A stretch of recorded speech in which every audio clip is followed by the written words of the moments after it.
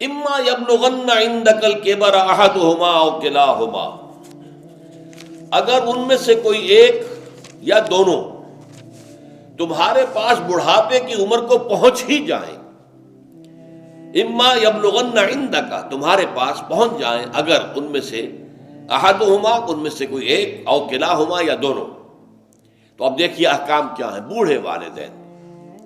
فلا تقل لہما if, number ایک انہیں اف تک مت کہو۔ اف کیا ہے؟ بڑی چھوٹی سی شے، کوئی حقارت آمیز شے، ناخن جو تراش دیے جاتے ہیں ان کو بھی اف کہتے ہیں۔ اتنی سی چھوٹی بات بھی ان سے نہ کہو کہ ان کی گستاخی جو ہے اس درجے میں ہو رہی ہو، جیسے کہ یہ تراشے ہوئے ناخن ہے، اس درجے میں بھی کوئی گستاخی ان کے سامنے نہ کرو۔ فلا تقل لہما اف، اف ہے آپ پر، ہمارے ہاں یہ لفظ اف زیادہ استعمال نہیں ہوتا، تف استعمال، تف ہے تم پر، تف ہے آپ پر، نہیں، ہرگز نہیں۔ اف لکما وما تعبدون، حضرت ابراہیم علیہ السلام نے فرمایا تھا، سورہ انبیاء میں ہے موجود یہ اف لکما۔ سورہ احقاف میں جو سرکش اولاد ہوتی ہے ان کے بارے میں کہا گیا وہ اپنے والدین کو اف لکما، آپ پر تف ہو، نہیں، لیکن یہاں جو حکم ہے فلا تقل لہما اف، انہیں اف تک نہ کہو۔ نمبر دو ولا تنہرہما، کبھی انہیں جھڑکنا مت۔ اما السائل فلا تنہر، سورۃ الضحیٰ جو ہے اس کی جو آخری آیت ہے، تو کسی کو جھڑک دینا، کسی سائل کو جھڑکنا نہیں ہے، اگر نہیں کوئی دے سکتے تو آپ شرافت کے ساتھ اسے معذرت کر لیں، بس اللہ اللہ خیر صلی اللہ بھی معاف کیجئے، بس جھڑکو مت۔ ولا تنہرہما، نمبر تین وقل لہما قولا کریما، ان کے ساتھ گفتگو کرو بڑے ادب کے ساتھ، ان کا احترام ملحوظ رکھتے ہوئے بات کرو، لیکن یہ ہے کہ اس کے اندر احترام ملحوظ ہونا چاہیے، ادب ملحوظ رہنا چاہیے، ایسا نہ ہو کہ ان کے دل کو ٹھیس لگے۔ یہی ہے وہ جو بچہ سا تھا ہماری گود میں کھیلتا تھا، اس کی نجاستیں ہم صاف کرتے تھے، اس کو دودھ ہم پلاتے تھے، اس کو چلنا ہم نے انگلی پکڑ پکڑ کر، آج کل تو خیر اور بہت سی چیزیں ایجاد ہو گئی ہیں، واکرز ہیں اور کیا کیا ہے، لیکن پہلے کیا ہوتا تھا، والدین ہی انگلی پکڑ کر چلایا کرتے تھے اور چلانا سکھاتے تھے۔ آج یہ سینہ تان کر بات کر رہا ہے ہم سے، آج یہ اس طریقے سے جو ہے گستاخانہ انداز اس نے ہمارے سامنے اختیار کیا ہے، وہ دل کو ٹھیس لگے گی۔ میں نے اس سے پہلے بھی ایک مرتبہ آپ کو بتایا تھا کہ صرف دو چیزیں ایسی ہیں جن کو محبت اور تعظیم کے انداز میں دیکھنا بھی عبادت ہے، محض دیکھنا اور کچھ نہیں کر رہے آپ۔ ایک خانہ کعبہ، محبت بھرے انداز میں آپ بیٹھے ہوئے ہیں، صرف نہ آپ طواف کر رہے ہیں، طواف کریں گے تو اور ثواب ہوگا، آپ بیٹھے ہیں صرف اور دیکھ رہے ہیں، اور اس کے اندر احترام ہے، تعظیم ہے۔ اللہم زد بیتک ھذا تشریفا و تکریما و تعظیما۔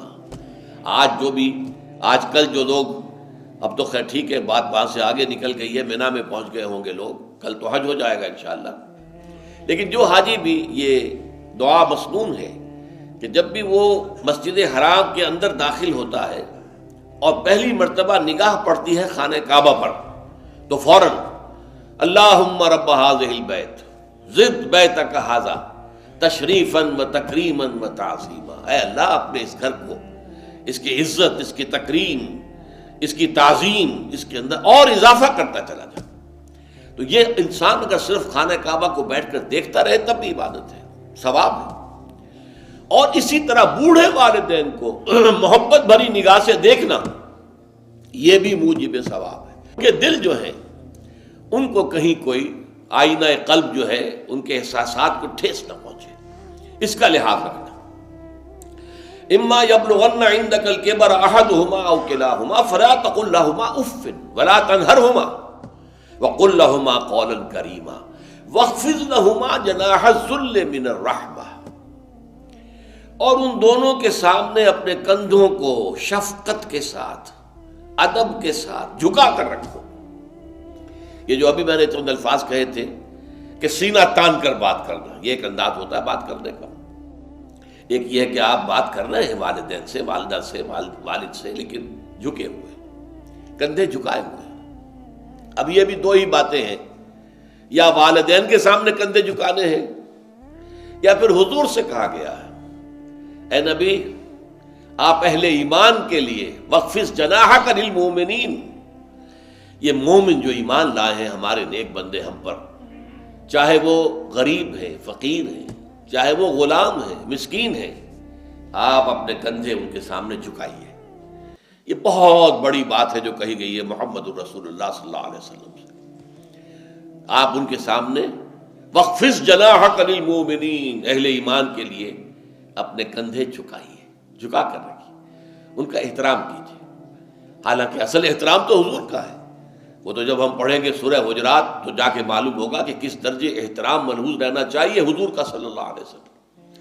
لیکن یہاں نوٹ کیجئے وَخْفِضْ لَهُمَا جَنَاحَ الذُّلِّ مِنَ الرَّحْمَةِ، اور اس سب کے بعد بھی وَقُلْ رَبِّ ارْحَمْهُمَا كَمَا رَبَّيَانِي صَغِيرًا، اور یہ دعا کرتے رہا کرو اے رب ہمارے ان دونوں پر، میرے والدین پر رحمت فرما، رحم کر، جیسے کہ انہوں نے مجھے پالا پوسا جبکہ میں چھوٹا سا تھا۔ اب دیکھیے یہاں لفظ کیا آیا، ربیانی، رب، اللہ تعالیٰ رب ہے حقیقی، وہ ہے اصل میں پالن ہار، ساری چیزیں اس کی پیدا کردہ ہے۔ ماں باپ کے دل میں بھی محبت اور شفقت تو اسی نے ڈالی ہے، ماں کی چھاتیوں میں دودھ تو اسی نے بنایا، پیدا کیا ہے، تو اصل رب تو وہ ہے۔ لیکن اس کی ربوبیت کا ظہور جو ہو رہا ہے عالم واقعہ میں، عالم مادی میں، وہ والدین کی ربوبیت ہے۔ والدین پال رہے ہیں، پوس رہے ہیں، اپنی راتوں کی نیندیں حرام کرتے ہیں، بچے کو تکلیف ہے تو والدین نہیں سو سکتے، کوئی اور معاملہ ہے تو اس ظاہر بات ہے کہ ان کا آرام چین بالکل حرام ہو جاتا۔ یہ ہے در حقیقت۔ اب ان کا بدلہ کیا چکا سکتا ہے آدمی؟ میں نے بار عرض کیا ہے کہ شکر جو ہے وہ شکر کا تقاضا یہ ہے کہ انسان حق ادا کرنے کی کوشش کرے۔ حل جزاء الاحسان الا الاحسان، کسی نے آپ کے ساتھ بھلائی کی ہے تو آپ کو بھی اس کے ساتھ بھلائی کرنی چاہیے۔ لیکن والدین نے جو بھلائی تمہارے ساتھ کی ہے تم اس کا بدلہ کیا دے سکتے ہو؟ اگر تم نے ان کے بڑھاپے میں خبر گیری کر بھی لی تب بھی وہ بدلہ نہیں ہو سکتا کہ جو انہوں نے تمہارے وجود میں آنے اور تمہارے لیے جو مشقتیں جھیلی ہیں، جو ایثار کیا ہے، جو قربانیاں دی ہیں تمہیں پالنے پوسنے کے لیے، اس کا بدلہ نہیں ہو سکتا۔ اس کا بدلہ ایک ہی ہے، اور وہ کیا ہے؟ اللہ سے دعا کیا کرو وَقُلْ رَبِّ ارْحَمْهُمَا كَمَا رَبَّيَانِي صَغِيرًا، پروردگار ان دونوں پر رحم فرما، رحمت نازل فرما، ان کی مغفرت فرما، ان کے درجات بلند کر، ان کی غلطیوں سے درگزر فرما، ان کے گناہوں کو بخش دے، ان کی غلطیوں سے چشم پوشی اختیار فرما پروردگار۔ اور یہ در حقیقت میں تجھ سے درخواست کیوں کر رہا ہوں کہ مجھ پر ان کے احسان کا بہت بڑا بوجھ ہے، ان کے احسانات کا بدلہ میں نہیں چکا سکتا۔ وَقُلْ رَبِّ ارْحَمْهُمَا كَمَا رَبَّيَانِي صَغِيرًا، اور کہا کرو اے رب ہمارے، اے رب میرے ان والدین کے اوپر، بوڑھے والدین پر رحم فرما۔ اور ظاہر بات ہے کہ یہ سلسلہ جو ہے یہ صرف زندگی کا نہیں ہے، ان کے انتقال کے بعد بھی رب ارحمہما کما ربیانی صغیرا، رب اغفر لی ولوالدی وارحمہما کما ربیانی صغیرا، یہ آپ کی نمازوں کے ساتھ دعاؤں میں مستقل دعا ہو جانی چاہیے کہ اے پروردگار مجھے بھی بخشش فرما دے، مجھے بھی بخش دیجو، اور پھر میرے والدین کو بھی بخش دیجو، اور ان پر رحمت نازل کیجو جیسے کہ اس نے مجھے پالا پوسا تھا جبکہ میں چھوٹا سا تھا۔ وَقُلْ رَبِّ ارْحَمْهُمَا كَمَا رَبَّيَانِي صَغِيرًا۔ ابھی اس مضمون کا ایک اہم حصہ باقی ہے، اور وہ کیا ہے کہ والدین میں سے والدہ کا مقام جو ہے وہ 3 گنا زیادہ ہے۔ اس پر انشاءاللہ تعالی اب اگلی نشست میں گفتگو ہوگی۔ اقول قولی ھذا واستغفر اللہ لی ولکم ولسائر المسلمین والمسلمات۔